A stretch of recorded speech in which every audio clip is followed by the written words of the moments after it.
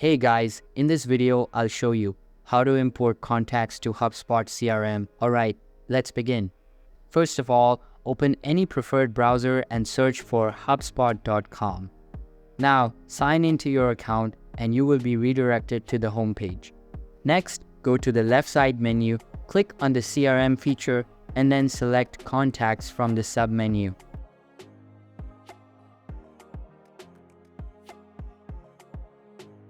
Here, click on the Import button at the top right corner and skip the Guide pop-up menu.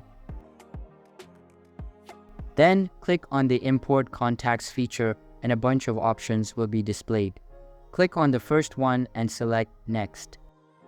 Now, it will ask you to select the type of data you would like to import. Since we are importing contacts, select Contacts and click on Next. Here, you will be prompted to upload the contacts file. After that, select the method of import and proceed to the next step. Now, all of the contacts in your file will be displayed. You just need to check mark the box at bottom right corner to skip any contact that is not in the required format.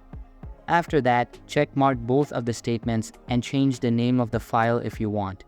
Finally, click on the Finish button to end the process.